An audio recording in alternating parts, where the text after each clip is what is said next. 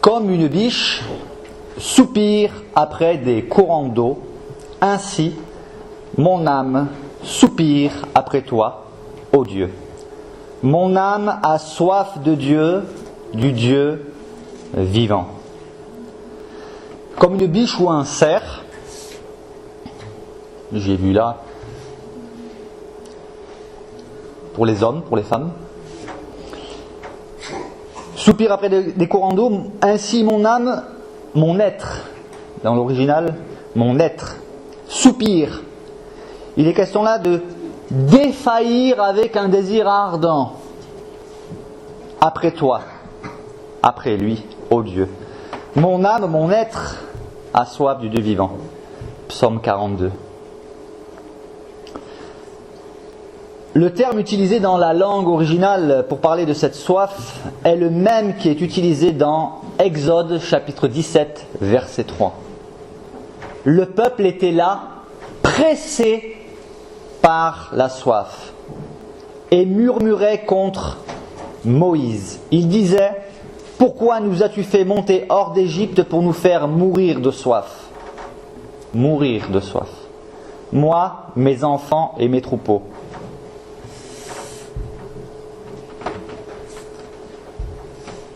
Il ne s'agit pas d'une simple soif pour boire, mais c'est une souffrance. C'est une soif qui est une souffrance intérieure qui nous fait désirer ardemment plus de Dieu. Mais il y a certaines soifs qui peuvent nous pousser à la révolte et à murmurer. C'est ce qui s'est passé d'ailleurs dans cet épisode que nous trouvons dans le livre de l'Exode.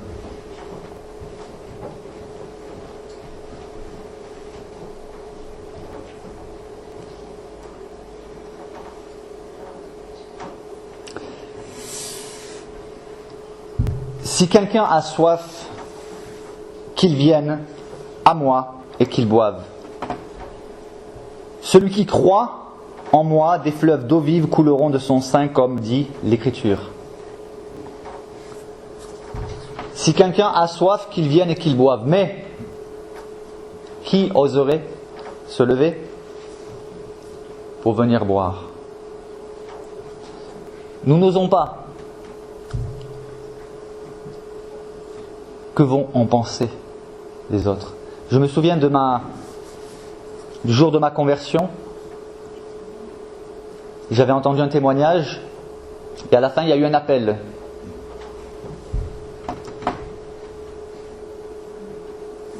L'orateur a dit : si quelqu'un veut venir à Jésus, si vous avez tout essayé dans votre vie et que rien ne marche, essayez Jésus, venez à lui.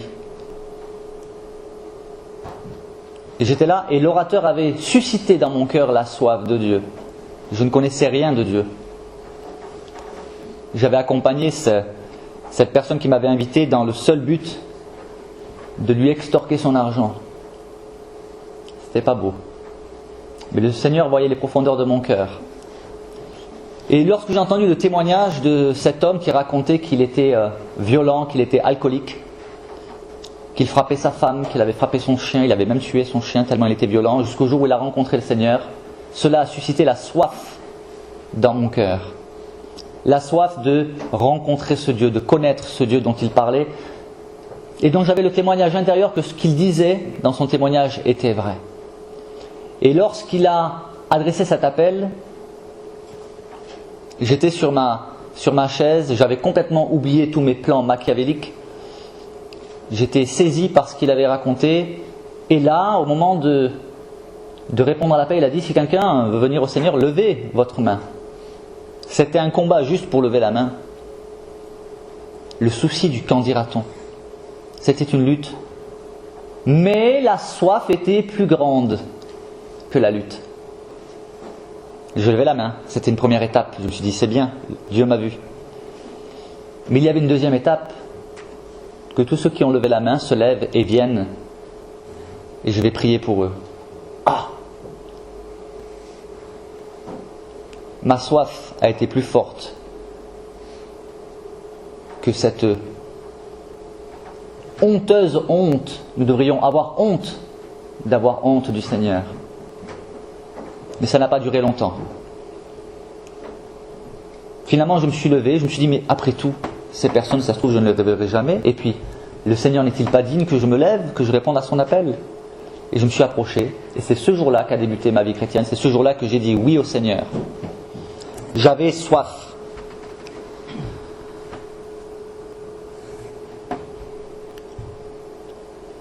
Et si nous n'avons pas soif, le Seigneur saura susciter cette soif. Je développe un petit peu plus loin. Si quelqu'un a soif, il y a quelque chose à faire. Le Seigneur est venu parmi nous, il a fait sa part. Mais nous devons aussi nous approcher de Dieu. Il dit qu'il vienne. Cela demande un effort, c'est ce que j'ai. C'est ce qui s'est manifesté dans le témoignage que je vous ai raconté. Qu'il vienne, mais pas n'importe où, pas n'importe quelle source, qu'il vienne à moi. Plusieurs étapes. On se lève, on vient à Jésus, mais après il faut boire. Et il dit celui qui croit, dans le sens celui qui a la foi, une vraie foi, des fleuves d'eau vive couleront de son sein, comme dit l'Écriture. Il est question là d'une plénitude que je vais développer aussi un petit peu plus loin. Jésus est la source intarissable, mais Jésus n'a-t-il pas dit: je suis le pain de vie, celui qui vient à moi n'aura jamais faim, et celui qui croit en moi n'aura jamais soif. N'y a-t-il pas une contradiction? Et comment parler aujourd'hui de la soif de Dieu si en même temps Jésus nous dit que celui qui vient à lui n'a plus jamais soif? Dans le contexte, il est question de la soif du salut.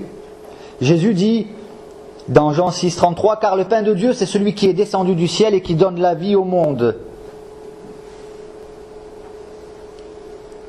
Lorsque nous venons au Seigneur, moi je n'ai plus soif du salut, je l'ai. Et le Seigneur est venu dans un premier temps pour ceux qui ont soif du salut, mais dans un deuxième temps pour ceux qui ont soif d'une vie de plénitude avec le Seigneur. Une vie riche, riche en lui, riche d'abondance spirituelle.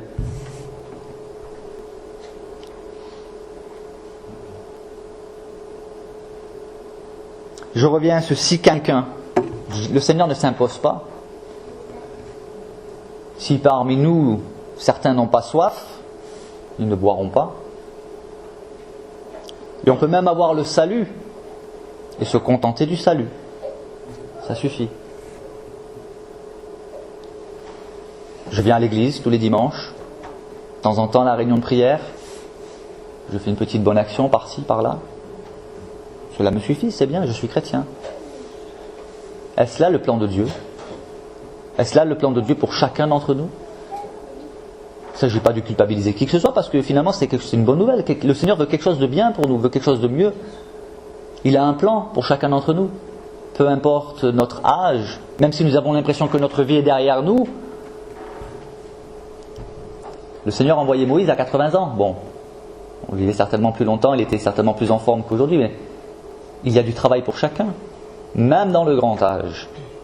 Même dans le grand âge. J'ai le souvenir de cette mamie qui a rejoint la patrie céleste il y a quelques jours. Plus de 90 ans.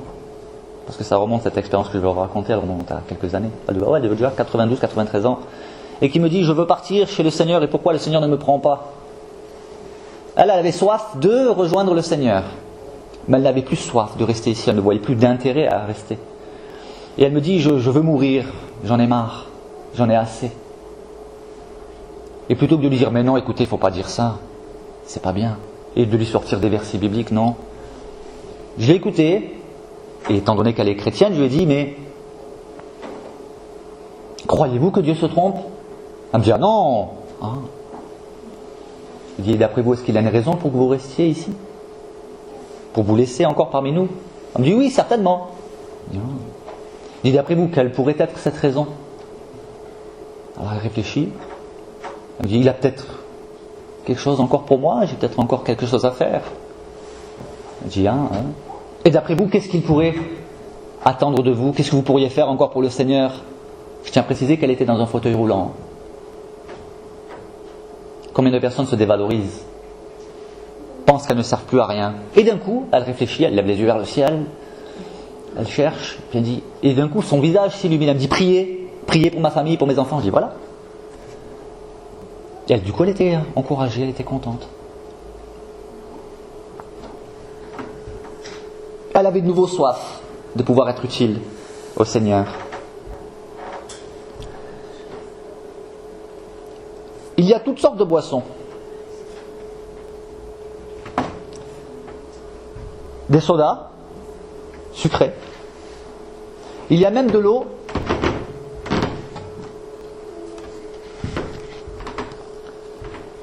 finement pétillante. Par la main de l'homme, c'est trafiqué. Aux agrumes. C'est bien.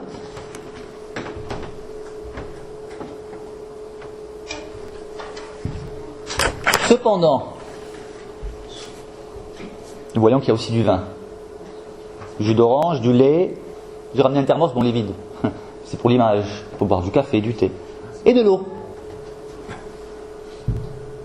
Si vous passez plusieurs jours dans le désert, que vous êtes pressé par la soif, l'expérience a été proposée à des personnes assoiffées, on leur a proposé plusieurs boissons. Ils se dirigeaient tous vers l'eau. Il y a de l'eau dans les autres boissons, mais il y a aussi d'autres choses. Mais lorsque nous avons vraiment soif, pour désaltérer notre corps, c'est l'eau pure, sans ajout. Puis de quoi avons-nous soif ? Est-ce que nous prenons la vie chrétienne comme si nous étions dans un supermarché ? Je choisis des boissons sucrées ou du café. Il y a l'image ici d'être chrétien consommateur et non acteur. On choisit ce qui nous plaît, ce qui nous convient. Il n'y a rien de boire à boire. Il n'y a rien de mal à boire du soda ou quelques boissons. Bon, l'alcool avec modération, n'est-ce pas ? Il y a l'image de quoi avons-nous envie ? Est-ce que nous voulons de l'eau pure de la parole, l'eau pure d'une vie sanctifiée, l'eau pure d'une vie engagée, d'une vie droite ? Ou alors est-ce que nous préférons de l'eau mélangée à d'autres saveurs qui nous plaisent davantage? Et pourtant, si nous nous retrouvons dans une situation où nous sommes pressés par la soif, nous laisserons de côté tout ce qui nous faisait tellement plaisir, qui a même une coloration chrétienne. Nous choisirons l'eau pure. Jésus est la source intarissable, la source véritable. Nous n'allons pas vers une doctrine, nous allons vers le chef de la doctrine, celui qui enseigne la doctrine, Jésus-Christ. Cependant, une question demeure. Avons-nous soif ? Ai-je soif ? Et de quoi ai-je soif ? D'être vu par les hommes ? D'être agréé, d'être glorifié ? Ou de servir humblement mon Dieu, selon les plans qu'il a pour moi ? Qu'est-ce qui me motive ? Qu'est-ce que je recherche ?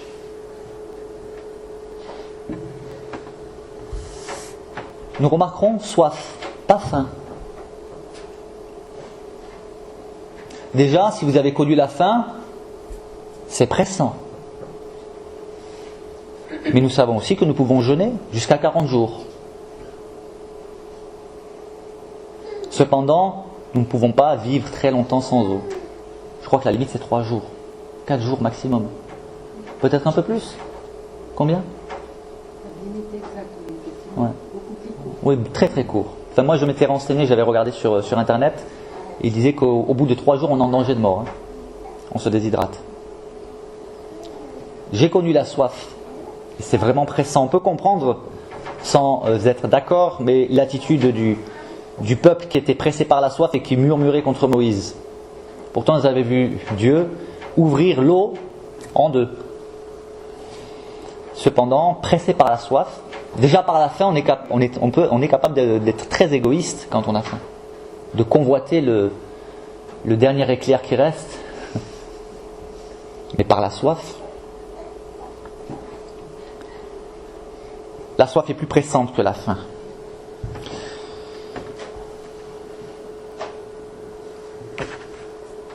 Dieu veut que nous ayons toujours soif de lui. Pourquoi ? Parce que lorsque nous n'avons pas soif de lui, eh bien nous ne venons pas à lui, nous ne buvons pas de lui. Nous tombons dans une sorte de sommeil, d'indifférence à Dieu et aux choses de Dieu. Nous pouvons nous contenter de nous abreuver d'une eau que j'appellerais le formalisme, la tradition, les habitudes, mais nous ne sommes pas désaltérés. Nous buvons juste ce qu'il faut pour être maintenus en vie. Alors comme Dieu nous aime trop pour nous laisser ainsi, que fait-il par amour pour nous ? Parce que Dieu veut que nous ayons soif de lui. Une soif qui nous pousse vers lui, parce qu'il a beaucoup de choses à nous donner. Alors pour nous bénir, Dieu nous assoiffe. Parce qu'il veut créer en nous la soif, parce qu'il veut nous faire du bien. Parce que par nature, lorsque nous n'avons pas soif, nous vivotons. Et Dieu est attristé. Parce qu'il veut nous faire goûter cette eau pure. Et comment fait-il pour nous assoiffer ? Eh bien, il nous conduit au désert, dans un ou plusieurs déserts. Pourquoi ? Parce que dans le désert, nous apprenons à avoir soif et surtout à apprécier l'eau. Il y a ici une allégorie spirituelle. C'est triste à dire, mais sans désert, nous n'avons naturellement pas soif. Voici que quelque épreuve nous touche.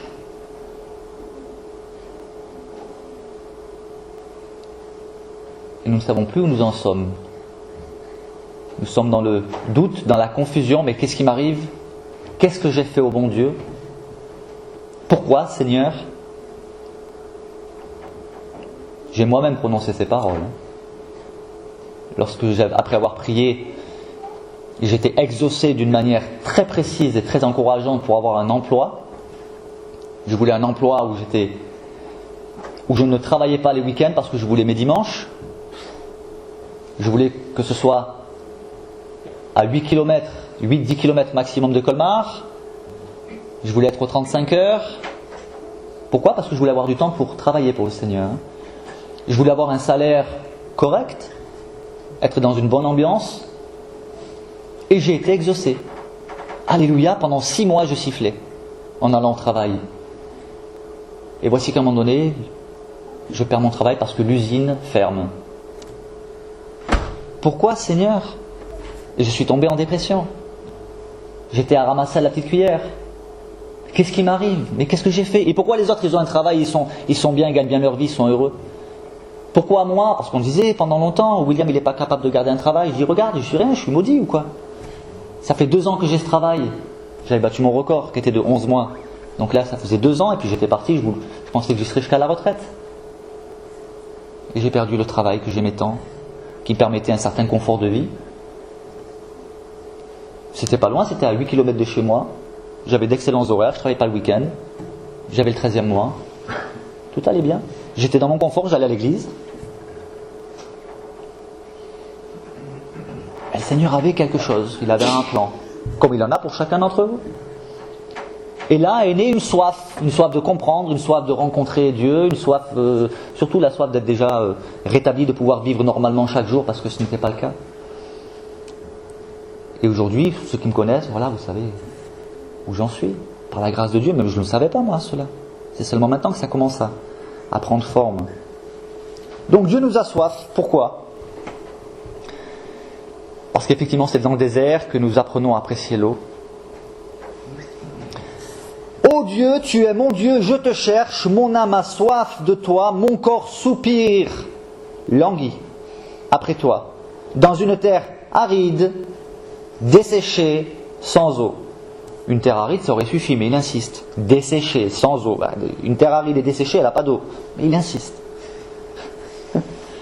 Une terre aride, desséchée. Desséchée, le terme c'est épuisé, sans eau.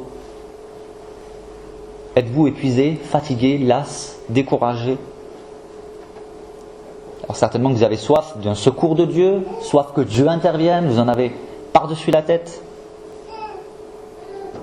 Cette soif va nous conduire à aller à la source, à genoux, devant Dieu. Bon, si on peut plus se mettre à genoux, le Seigneur regarde les profondeurs du cœur. Et alors nous allons commencer à prier, mais nos prières changent. Lorsqu'on est pressé par la soif, pressé par une urgence, parce que nous devons faire face à un conflit, à une difficulté particulière. On ne fait pas des prières ferventes pour essayer d'arracher du trône de Dieu quelques prières parce qu'on a lu dans tel livre que si on crie, si... Non. Parce qu'on est naturel, on est devant Dieu, on souffre et on prie avec nos tripes. On peut se tromper dans les mots, mais Dieu comprend le sens de notre prière mieux que les mots que nous pouvons exprimer, qui quelquefois ne sont pas toujours adaptés. Mais Dieu regarde au cœur. Des fois même, il n'y a aucune parole qui va sortir. Anne, elle priait, sa détresse, son chagrin était si fort que les mots ne sortaient pas de sa bouche. Et Dieu a entendu sa prière. Et l'exaucement, c'est quand même Samuel, le prophète Samuel. Et puis, elle a eu encore d'autres enfants. La souffrance est telle que voilà, nous allons prier, Seigneur, s'il te plaît, je n'en peux plus. C'est ça quoi. Crier à Dieu, ça ne veut pas dire que ce n'est pas le volume de la voix. Hein. Ça peut l'être, mais ce n'est pas systématiquement cela. C'est une manière de dire crier, supplier, on va s'adresser à Dieu, Seigneur, je n'en peux plus, s'il te plaît, interviens. Et on prie, on se rend compte qu'on prie avec une ferveur, oui, c'est la soif que Dieu intervienne.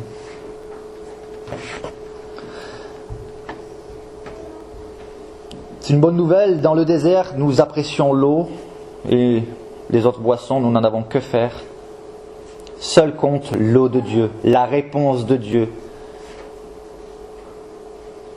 Ceux qui ont été ainsi exercés comprennent bien de quoi je parle. Et ce désert, comme je dis, peut avoir plusieurs formes, différentes épreuves. Mais le but derrière tout ça, c'est de nous bénir, car Dieu veut notre bien. Pierre nous parle de la fournaise de l'épreuve et nous encourage à ne pas regarder comme une chose étrange d'être dans la fournaise de l'épreuve. La fournaise, il fait chaud. Hein. Quand il fait chaud, on se dessèche, et quand on se dessèche, on va pas faire le coup de séchoche. Quand on se dessèche, on a soif. Jacques va jusqu'à dire de regarder comme un sujet de joie complète les diverses épreuves. Mais pourquoi Dieu agit-il de la sorte avec nous? Parce que Dieu regarde à la finalité. Il y a l'éternité au bout du chemin. Et il nous prépare à y entrer. Il y a aussi cette raison qui est évidente, tant que nous sommes ici-bas sur terre, que nous sommes chrétiens, nous avons des bonnes œuvres préparées d'avance, que Dieu veut que nous pratiquions. Je ne me serais jamais engagé dans mes multiples engagements si je n'avais pas perdu mon travail.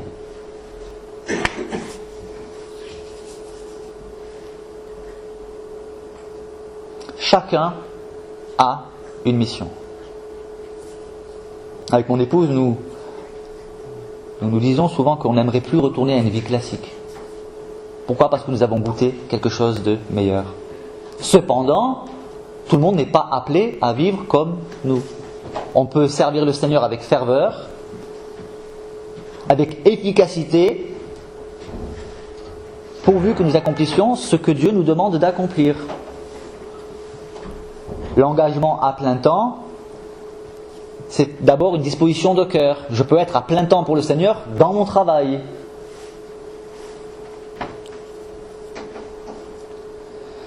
Un autre aspect, c'est la sanctification, sans laquelle personne ne verra le Seigneur. Et lorsque Dieu nous visite et nous montre l'état de notre cœur, les péchés qu'il y a dans notre cœur, l'orgueil de notre cœur, notre propre justice, lorsque nous prenons conscience de ces choses-là, de nos motivations, alors naît en nous la soif de la sanctification. Seigneur, mon cœur est affreusement sale. J'ai soif, Seigneur, d'être plus pur dans mes motivations. Lorsque le Seigneur nous révèle que notre langue est acérée pour toujours critiquer, hélas, cela existe. certainement pas ici. Mais il y a des gens dont la langue est acérée. Ils n'ouvrent la bouche que pour dire du mal, que pour critiquer. Ils ne savent pas encourager, c'est un mot qu'ils ne connaissent pas. C'est toujours des remarques, des critiques. Et sur l'un, et sur l'autre, sans même être certain que c'est vrai. Lorsque le Seigneur nous révèle le mauvais utilisage de notre langue, et je suis passé par là, je ne suis pas meilleur.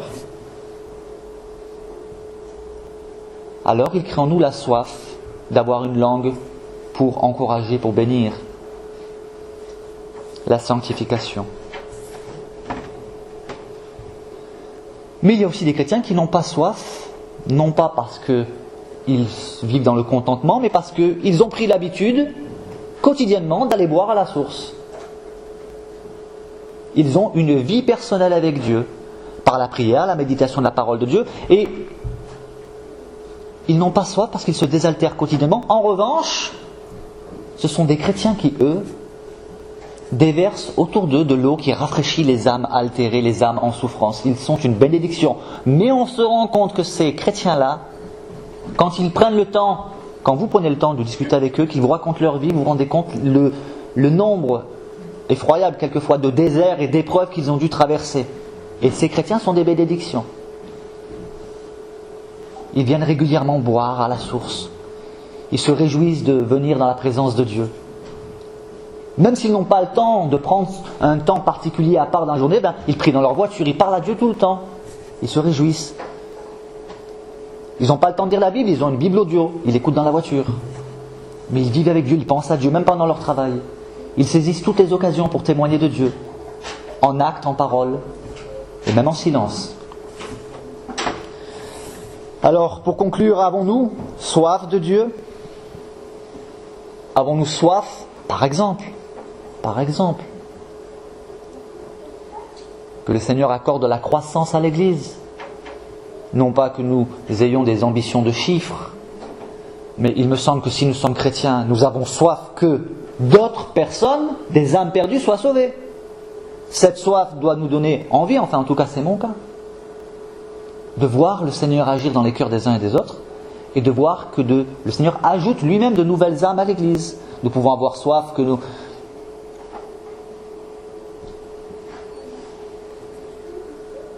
l'Église soit peut-être plus enthousiaste. Autant je rebute les excités, mystiques, mais cela ne doit pas nous empêcher nous-mêmes d'avoir un saint enthousiasme.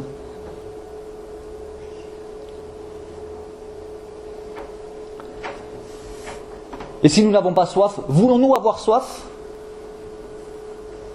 Il se peut qu'on réalise, finalement, ce qu'il dit c'est vrai, j'ai pas soif. Cependant, si je suis chrétien, je ne peux pas continuer de vivre comme ça. Seigneur, aide-moi à avoir soif. Crée en moi cette soif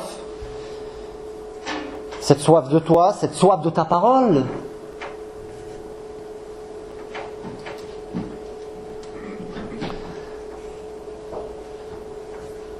Si nous avons soif, alors nous savons où il faut aller pour être désaltérés. Il faut aller auprès de celui qui a dit sur la croix, j'ai soif. Il a connu des soifs bien plus terribles, bien plus pressantes que n'importe quelle épreuve que nous pourrions vivre. Il sait, lui, ce qu'est la soif. Et si nous allons vers lui, il dit, Seigneur, j'ai soif. J'ai soif de changer. J'ai soif d'avoir une vie qui t'est plus agréable. J'ai soif que tu m'utilises. J'ai soif que tu parles par moi. J'ai soif d'être en bénédiction à mes frères et sœurs. J'ai soif d'être en bénédiction dans mon foyer, dans mon couple. Je prie pour que je sois une bénédiction pour mon épouse. Elle en est une pour moi. J'ai soif pour être une bénédiction dans l'église. J'ai soif, je prie, oui. Je prie, j'ai soif, les deux. Je prie d'avoir soif, j'ai soif de prier, d'être en bénédiction. Que le Seigneur ait pitié de nous, et il a pitié de nous, mais qu'il le manifeste dans notre vie en nous encourageant à aller auprès de lui par la prière et la méditation de sa parole qui nous désaltère. Amen. Amen.